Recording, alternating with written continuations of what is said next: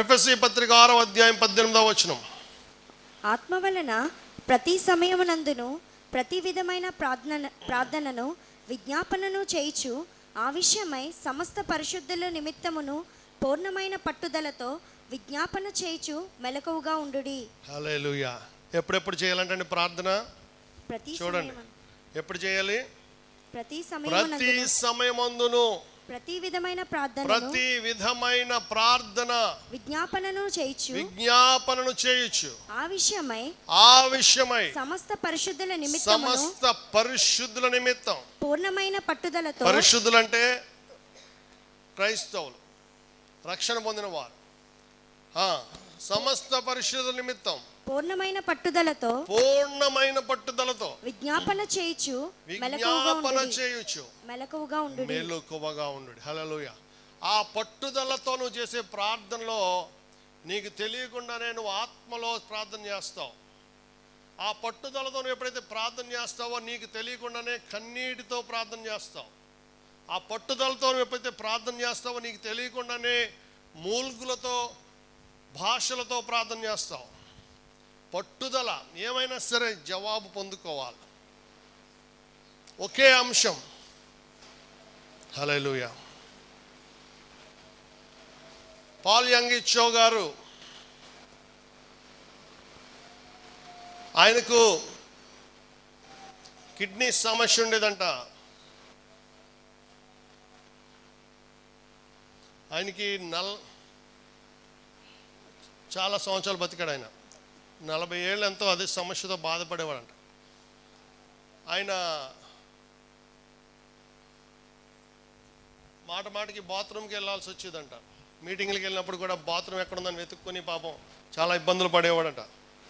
ఆయన ప్రార్థన చేస్తే ఎంతోమంది, వందల మంది, లక్షల మంది స్వస్థతలు జరుగుతున్నాయి, కానీ ఆయనకి రావట్లేదు ఆ స్వస్థత. ఒక రోజున ఎవరు అడిగితే నా శరీరంలో ముళ్ళు అంతేనండి, దేవుడు తీయట్లేదు అన్నాడు. అలా కాదు. ఒక రోజున ప్రార్థన చేసుకోవడం మొదలుపెట్టాడు. ఒక రాత్రి అంతా ప్రార్థన చేసుకుని నిద్రపోయేటప్పుడు 5 సార్లు లేచి బాత్రూమ్కి వెళ్ళేవాడంట ఆయన. 5 సార్లు. తెల్లారే లోపల ఇంక నిద్ర ఏం పడుతుంది? అటువంటి అనారోగ్యంతో ఉన్న వ్యక్తి, దైవజనుడు, ఆ ఒక్క ప్రార్థన చేయడం మొదలుపెట్టాడు. మిగతా విషయాలు కాదు. ఏం చేశాడు? స్వస్థత కోసం మాత్రమే ఒకే పాయింట్ పట్టుకుని మాటికి ఆ విధవరాలను జ్ఞాపకం చేసుకున్నాడు. హల్లెలూయా. ఏ అర్ధరాత్రి వెళ్ళి తలుపు కొట్టిన స్నేహితుడిని జ్ఞాపకం చేసుకున్నాడు. అర్ధరాత్రి వెళ్ళి మాటికి విసిగిచ్చాడు. సిగ్గులేదు, సిగ్గుమాలిన వాడు, సిగ్గుమాలి అడుగుతున్నాడు.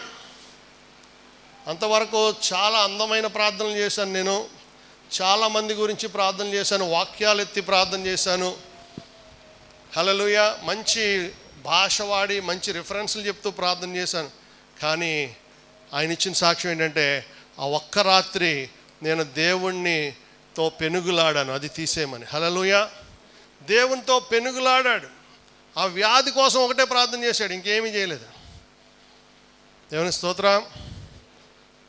తెల్లవారేసరికి సంపూర్ణ స్వస్థత. ఆ రాత్రి ఆయన కల వచ్చిందంట.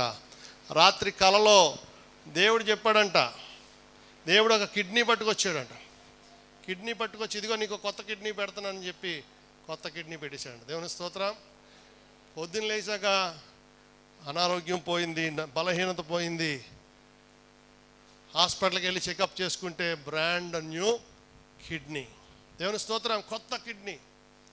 దేవుని మీద పట్టుదల కలిగి నువ్వు ప్రార్థన చేయి. ఈరోజు నిన్ను ఏ సమస్య బాధిస్తుందో, అప్పుల్లో ఉన్నావా నువ్వు, కుటుంబంలో ఎవరైనా సరే నీకు భయం కలిగిస్తున్నారా, మనుషులు ఎవరైనా భయం కలిగిస్తున్నారా, నీకేదన్నా గుదిబండలాగా ఉందా, దానికోసం మాటికి ఏం చేయాలి? నువ్వు తట్టాలి. 3వ స్టేజ్. అడుగుడి మీకు ఇవ్వబడును, వెదకుడి మీకు దొరుకును, తట్టుడి మీకు తీయబడును. మత్తయి 7:7లో వాగ్దానం ఇచ్చాడు. అడుగుట కంటే తట్టుట బలమైన ప్రార్థన. అడుగుట కంటే వెదకుట బలమైన ప్రార్థన. వెదకుట కంటే తట్టుట మరింత బలమైన ప్రార్థన. యాకోబు తట్టాడు. అన్నయ్య చంపడానికి వస్తున్నాడు, 400 మందిని వేసుకుని వస్తున్నాడు. 20 సంవత్సరాల తర్వాత దొరికాడు తమ్ముడు, మోసం చేసి వెళ్ళిపోయాడు. హల్లెలూయా. ఆ రాత్రి యాకోబు కుటుంబ సభ్యులందరినీ కూడా ఏరు దాటి పంపించేశాడు. ఆదికాండం 28వ అధ్యాయము 32వ అధ్యాయం భాగంలో చూస్తే కుటుంబ సభ్యులందరినీ కూడా ఏరు దాటి పంపించేశాడు. సమయం లేదు, తెరవద్దు. ఏర్లు దాటి పంపించి యాకోబు ఒంటరి వాడై మిగిలిపోయాడంట. ఒక్కడే మిగిలిపోయాడు. ఇంతకాలం మనుషుల మీద డిపెండ్ అయ్యాడు. ఇంకా చావు దగ్గరకు వస్తుంది. వాళ్ళ అన్నయ్య చాలా భయంకరమైన వేటగాడు, పైగా 400 మందిని వేసుకుని వస్తున్నాడని చెప్పారు మనుషులు వచ్చి. దేవుని మీద 20 సంవత్సరాల పగ. బహుశా రాయలసీమ ఫ్యాక్షనిజం ఏమో పగ. ఏమి చేయలే యాకోబు, ఒకే ఒక ప్రార్థన మాటి మాటికి చేశాడు. రాత్రంతా కూడా, నువ్వు నన్ను దీవించితేనే కానీ నేను వెళ్ళనివ్వను నిన్ను. హల్లెలూయా. ఆదికాండంలో చూద్దాం. ఆదికాండం 31వ అధ్యాయం 24వ వచనం. యాకోబు ఒక్కడు మిగిలిపోయెను. ఒక నరుడు తెల్లవారు వరకు అతనితో పెనుగులాడెను. తాను అతని గెలవకుండుట చూచి తొడగూటి మీద అతనిని కొట్టెను. అప్పుడు అతడు ఆయనతో పెనుగులాడుట వలన యాకోబు తొడగూడు వసిల్లెను. ఆయన తెల్లవారుచున్నది గనుక నన్ను పోనిమ్మనగా అతడు, నీవు నన్ను ఆశీర్వదించితేనే గాని నిన్ను పోనీయనెను. ఆయన నీ పేరేమని అడుగగా అతడు యాకోబు అని చెప్పెను. ఎప్పటి వరకు ప్రార్థన చేశాడంటండి? తెల్లవారు వరకు ప్రార్థన చేస్తూనే ఉన్నాడంట. అందరినీ పంపించేశాడు. ఒంటరిగా తేల్చుకుందాం, దేవుడు నాకు చెప్పిన వాగ్దానాలు, నాకు చెప్పిన దీవెనలు, నాకు ఇచ్చిన ప్రవచనాలు, దర్శనాలు ఎందుకు నెరవేర్చడం? మా అన్నయ్య చేతిలో నేను చచ్చిపోవడం ఏంటి? హల్లెలూయా, హల్లెలూయా. ఇన్ని సంవత్సరాలు ఇన్ని తిప్పలు పడ్డాను, మామగారింటికి వెళ్ళి దాక్కున్నాను, శరణార్థిగా ఉన్నాను, అక్కడ పాలేరుతనం చేశాను. ఇంత తీరా మళ్ళా తిరిగి వెళ్ళిపోమన్నాడు కదా దేవుడు. మళ్ళా తిరిగి తండ్రి ఇంటికి వెళ్ళిపోతుంటే ఇప్పుడు ఏంటది? అన్నయ్య 400 మందితో వస్తున్నాడు. అన్నయ్య గురించే పారిపోయాడు. కానీ ప్రియ దేవుని బిడ్డ యాకోబు అందరిని పంపించి వేసి ఒంటరిగా మిగిలిపోయాడు. రాత్రి దేవునితో పెనుగులాడాడు. పెనుగులాడటం అంటే రెజ్లింగ్ చూస్తారు కదా మీరు టీవీలో, WWF కుస్తీ పట్లు. దేవునితో కుస్తీ పట్లు పట్టాడంటండి. దేవుని పట్టుకుని పెనుగులాడాడంట. దేవదూతతో పెనుగులాడాడు.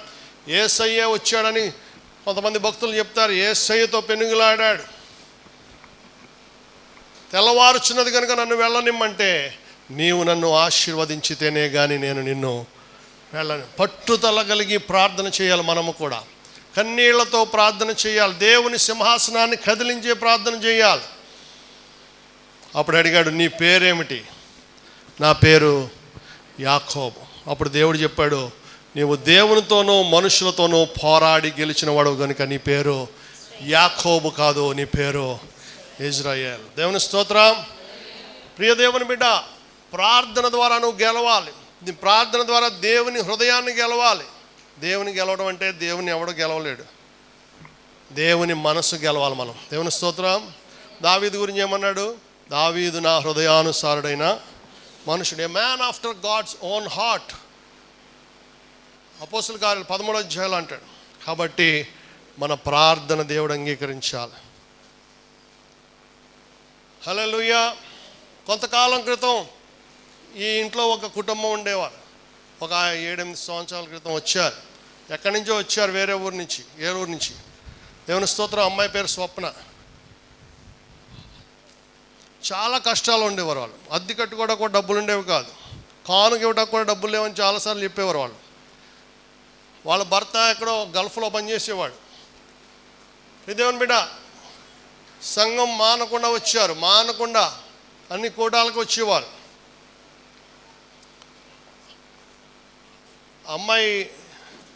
అమ్మాయికి ఒక పెద్ద పెళ్లి సంబంధం, చాలా ఉన్నతమైన ఉద్యోగస్తులు వచ్చి ఆమెను పెళ్లి చేసుకున్నాడు. దేవుని స్తోత్రం. హల్లెలూయా. ఆ తర్వాత వాళ్ళ తమ్ముడికి కూడా ఏదో సర్టిఫికేట్ విషయంలో అప్పుడు నేను కూడా సహాయం చేశాను మన రామకృష్ణ ద్వారా.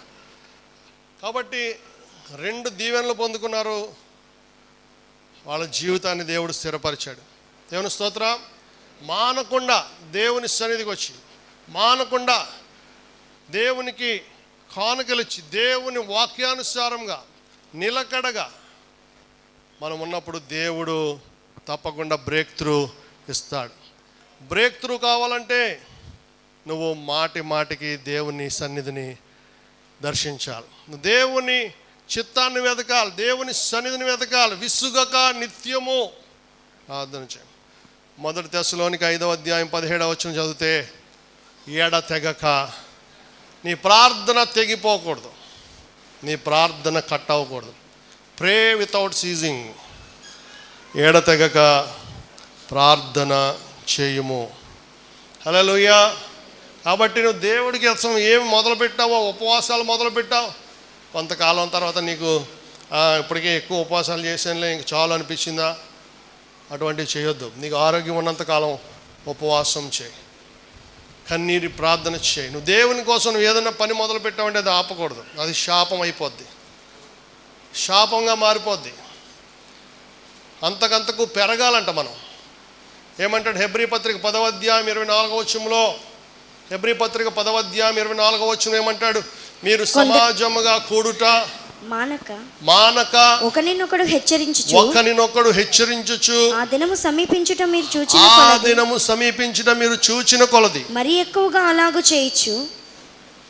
ప్రేమ చూపుటకును ఏమవ్వాలంటండి? యేసు ప్రభు రాకడ వచ్చేస్తుంది, ఆ దినం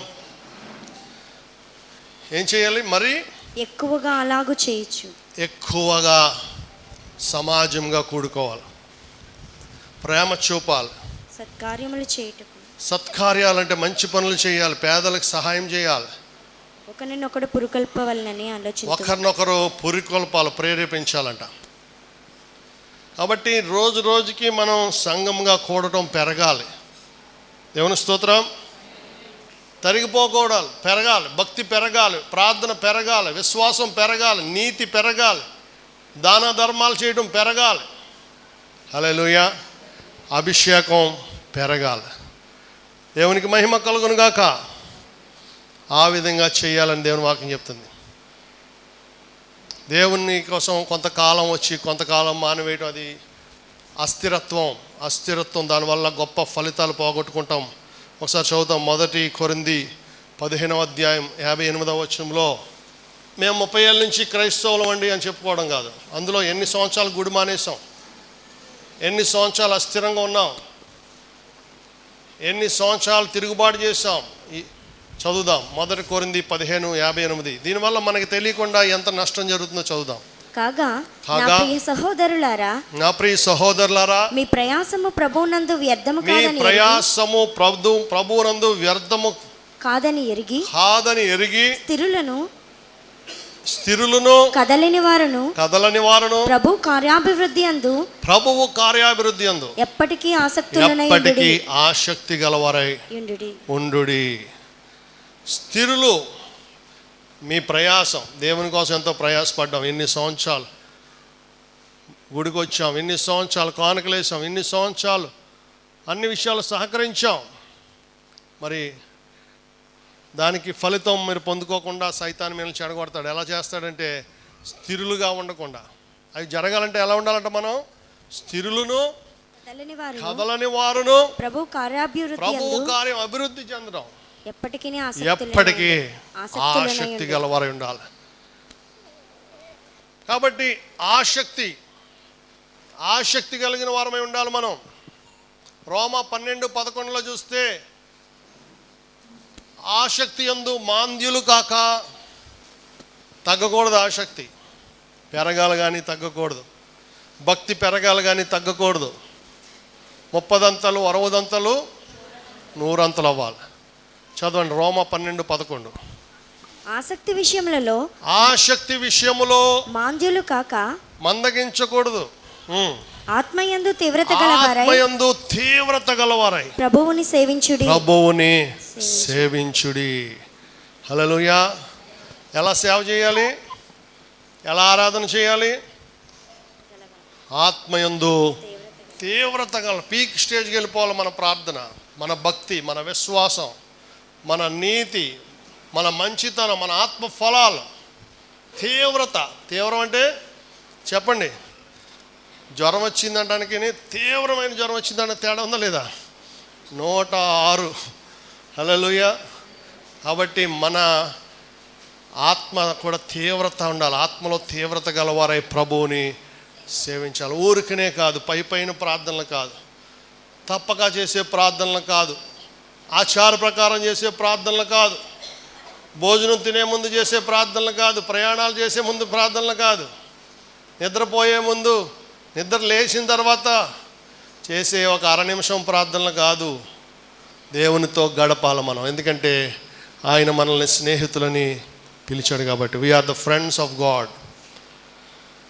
స్నేహితులతో మనం సమయం గడుపుతామా గడపమా? చెప్పండి. సమయం గడపకపోతే వాళ్ళని స్నేహితులు అంటారా? మనకి ఇష్టమైన స్నేహితులు ఉంటారు, మళ్ళీ అందులో వాళ్ళతో ఇంకా ఎక్కువ గడుపుతాం. ప్రియ దేవుని బిడ్డ, మరి దేవుడు నీకు ఇష్టమైన స్నేహితుడినా కాదా? ఈ రోజున ఆయనతో ఎంత సమయం గడుపుతున్నాం మనం? అద్భుతాలు చేయడానికి ఆయన సిద్ధంగా ఉన్నాడు, కానీ పొందుకోవడానికి మనమే సిద్ధంగా లేమేమో.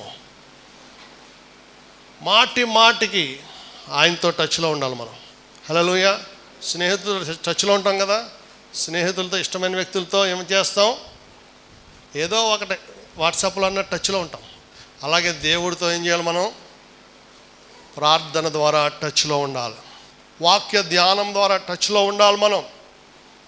అప్పుడు ఆయన ఏమంటాడు? నేను ఏర్పరచుకుని వారు దివారాత్రులు మొర్ర పెట్టుచుండగా వారికి త్వరగా వచ్చేస్తాయి జవాబులు, త్వరగా మీ ఇంట్లో శుభకార్యాలు జరిగిపోతాయి, త్వరగా ఆశీర్వాదాలు వచ్చేస్తాయి, త్వరగా ఉద్యోగాలు వచ్చేస్తాయి, త్వరగా పెళ్ళిళ్ళు అయిపోతాయి. హల్లెలూయా. ముదురు బెండకాయలు అయిపోవసరం లేదు ఎవరు. మనం ఎడతెగక ఏం చేయాలి? ప్రార్థనలు చేస్తే అన్నీ కూడా దేవుడు సకాలంలో ఇచ్చేస్తాడు నీకు. సకాలంలో టైమ్లీ హెల్ప్. దేవుని బిడ్డలమైన మనము ఏ విధంగా ఉంటున్నాం? పేతురు చెరసాలలో వేయబడ్డాడు, సంఘం అయితే అతని కొరకు. అపోస్తల కార్యములు 12వ అధ్యాయం 5వ వచనం. సంఘం అతన్ని కొరకు అత్యాశక్తితో దేవునికి ప్రార్థన ఆల్ నైట్ ప్రేయర్ చేస్తుంది. ఆల్ నైట్ నిద్రపోకుండా. మరి ఎప్పుడు మొదలు పెట్టారో రాయలేదు, కానీ అర్ధరాత్రి దేవుడు అద్భుతం చేశాడు. హల్లెలూయా. దేవుడు అద్భుతం చేయడానికి కూడా ఒక టైం ఎన్నుకుంటాడు. ఎందుకంటే పగలందరూ మెలుగుగా ఉంటారు. జైలు అధికారులు, సైనికులు, భటులు అందరూ ఏం చేస్తారు? చాలా యాక్టివ్గా ఉంటారు. రాత్రులు ఏం చేస్తారు? కొంచెం ఆయన చుట్టూరు 16 మంది పడుకున్నారంట, పేతురు చుట్టూరు సైనికులు. చేతులకి సంఖ్యలు వేసేసారు, కాళ్ళకి బొండలు వేసేసారు, పైగా చెరసాల బయట లాక్ చేశారు, ఇనప తాళాలు, ఇనప తలుపులు. ఇక్కడ ప్రార్థన మాత్రం విశ్వాసం, అసలు వచ్చే అవకాశం లేదు, బయటకు వచ్చే స్కోపే లేదు. వెలిచూపు వల్ల చూస్తే మాత్రం పేతురుని ఎవడో కూడా దేవుడు కూడా కాపాడలేడు అనుకుంటారు. కానీ వీళ్ళు ఏం చేస్తున్నారు? విశ్వాసముతో ఎలా ప్రార్థన చేస్తున్నారండి? అత్యాశక్తితో. ఇందాక చెప్పుకున్నాం, తీవ్రత, ఆత్మ తీవ్రత కలిగి ప్రార్థన చేయాలి.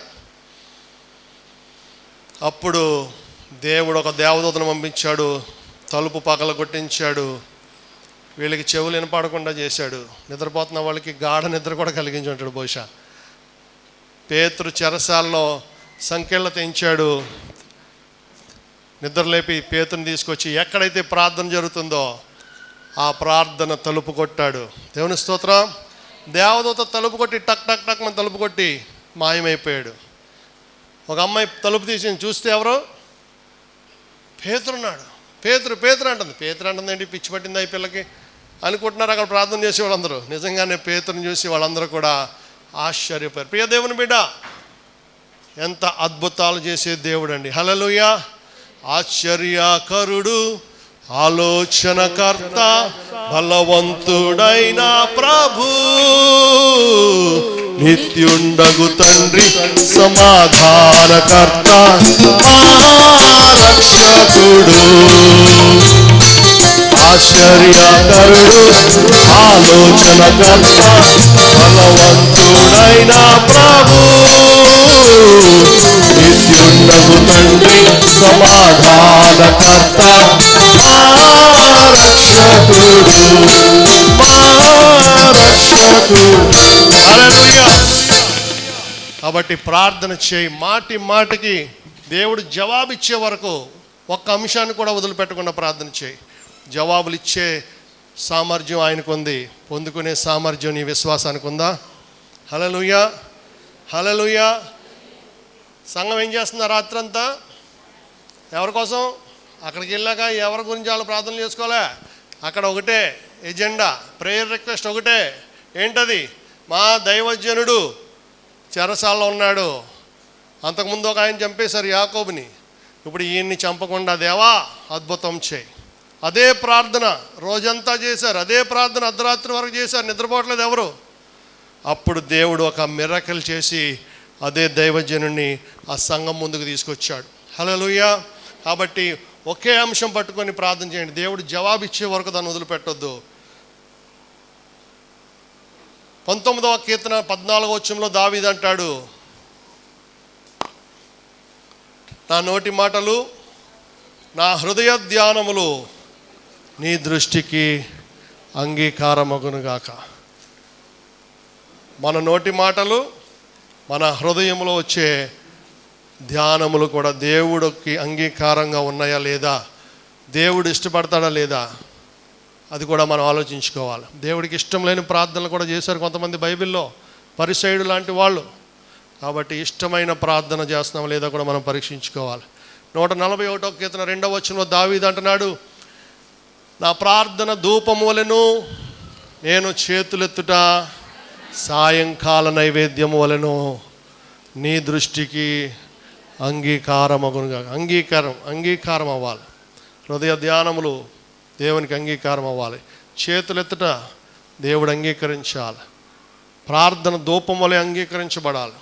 అపోస్తుల కార్యాలు 10వ అధ్యాయం 4వ వచనం చివరిగా, అపోస్తుల కార్యములు 10వ అధ్యాయం 4వ వచనంలో దేవదూత వచ్చి కొర్నేలి ఇంటికి, కొర్నేలి నీ ప్రార్థనలను నీ ధర్మ కార్యములను దేవుని సన్నిధికి జ్ఞాపకార్థముగా చేరి ఉన్నవి. కాబట్టి నీ ప్రార్థనలు నీ ధర్మ కార్యములు దేవుని సన్నిధికి జ్ఞాపకార్థంగా చేరుతున్నాయి. నీ ప్రార్థనలు మాత్రమే కాదు, ధర్మ కార్యాలు అనగా నువ్వు పేదలకు, కష్టాల్లో ఉన్న వారికి నువ్వు చేసే ప్రతి సహాయము ఎక్కడ రికార్డ్ అవుతుంది? దేవుని సన్నిధిలో రికార్డ్ అవుతుంది. తగిన సమయంలో కొర్నేలి ఇంటి మీదకి ఆశీర్వాదాలు వచ్చినట్టు నీ ఇంటి మీద కూడా రాబోతున్నాయి. కాబట్టి ఆ ఆశీర్వాదాలు ఎవరు పోగొట్టుకోకుండా, తిరిగి వెనక్కి చూడకుండా, లూకా 9:62లో చివరిగా ఒక్క వాక్యం చూపించి ముగిస్తా. లూకా 9:62లో చూస్తే, నాగడి మీద చెయ్యి పెట్టి వెనుకకు చూచువాడు పరలోకమునకు పాత్రుడు కాడు. వెనక్కి చూస్తే చాలంటండి. నాగడి అనగా దున్నటం, అనగా దేవుని రాజ్యం కట్టడం. వ్యవసాయంతో పోల్చాడు. హల్లెలూయా. కోత విస్తారము, పనివారు.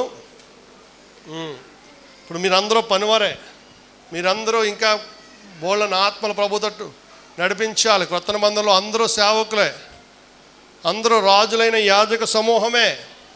ఇప్పుడు ఏం చేయాలి మనం?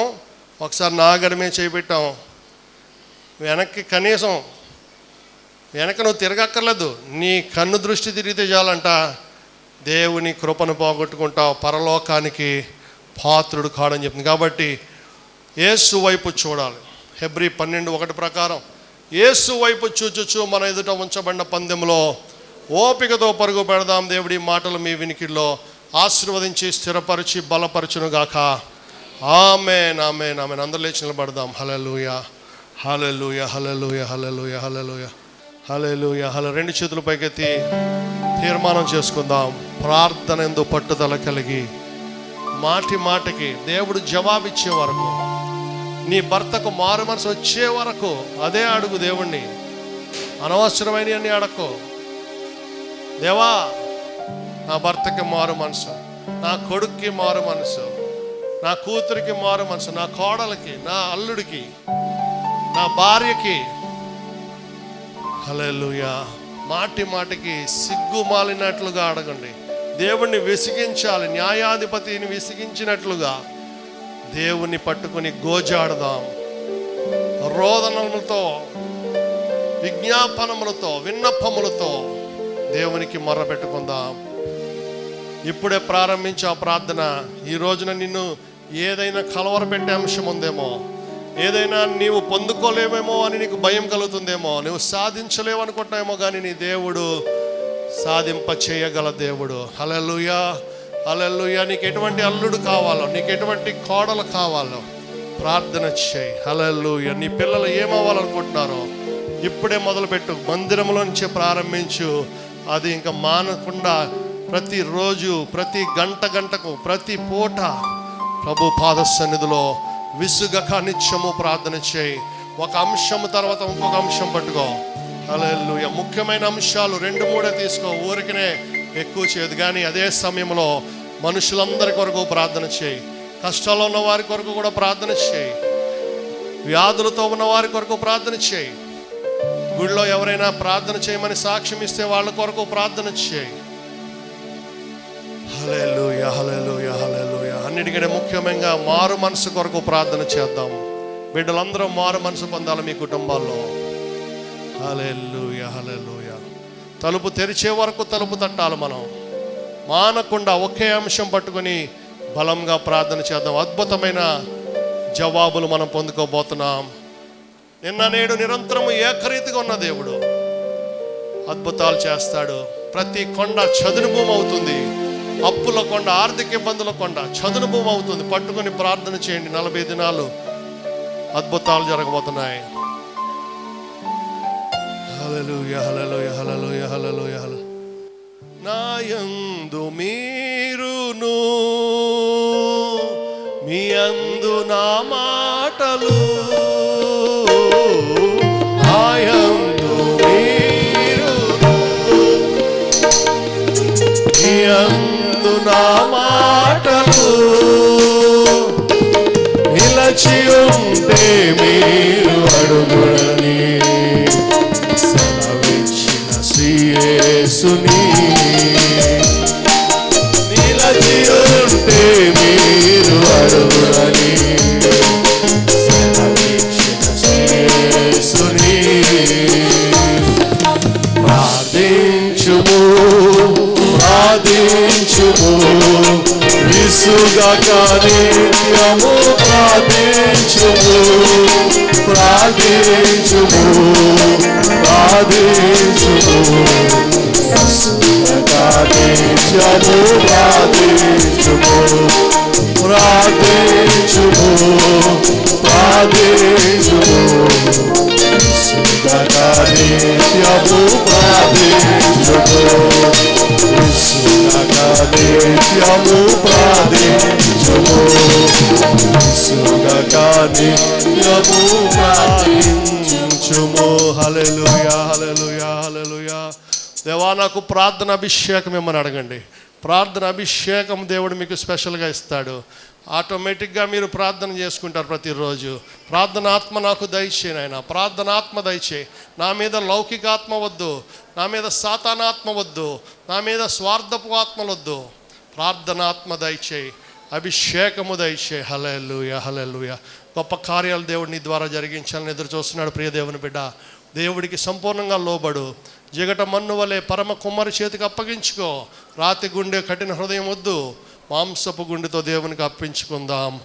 హల్లెలూయా. మహాపరిశుద్ధుడు, మిక్కిలి కృపా కనికరం కలిగిన మా పరమ తండ్రి, విత్తబడిన వాక్యము మంచి నేలబడిన విత్తనం వలె 30 దంతలు, 60 దంతలు, 100 దంతలుగా సారవంతంగా నీ బిడలు ఫలింపచేయమని, నీకు ఫలాలు ఇచ్చేవారుగా, ప్రార్థనా పరులుగా, ప్రార్థనాత్మతో అభిషేకించబడిన వారుగా, కృపావరములతో, పరిశుద్ధాత్మతో నింపబడిన వారుగా, దేవుని ప్రేమతో నింపబడిన వారుగా, నీ చిత్తాన్ని తెలుసుకొని వాక్యం అర్థం చేసుకుని వాక్యానుసారంగా ప్రార్థించే భక్తులుగా ప్రతి బిడ్డ కూడా వారి వారి కుటుంబాలకి, వారి వారి వంశాలకు దీవెనకరంగా ఉండడానికి దేవా, వీరి వల్ల వీరి వంశాలను దీవించమని ప్రార్థన చేయించున్నాం. వీరి ప్రార్థన వల్ల వీరి కుటుంబాలను దీవించమని వేడుకొనిచున్నాం నాయన.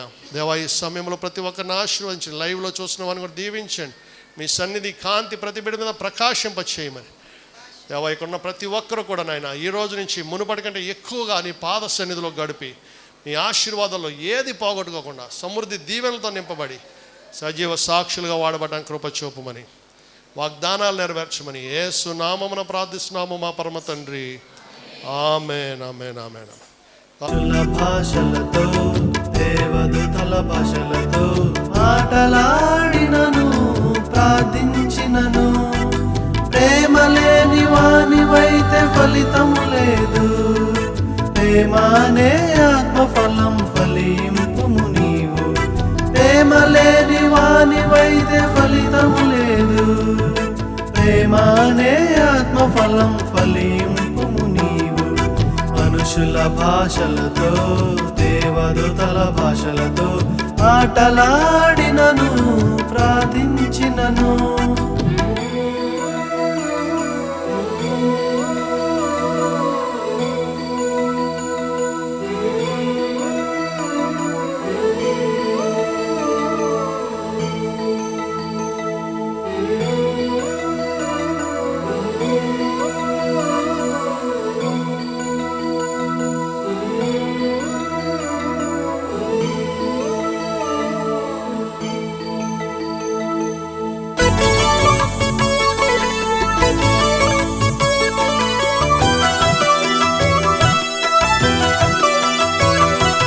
ప్రవచించు కృపావరము కలిగి ఉన్నను గొప్ప మర్మములు జ్ఞానమంతా ఎరిగి ఉన్నను. ప్రవచించు కృపావరము కలిగి ఉన్నను గొప్ప మర్మములు జ్ఞానమంతా ఎరిగి ఉన్నను. ప్రేమ లేని వానివైతే ఫలితము లేదు. ప్రేమనే ఆత్మఫలం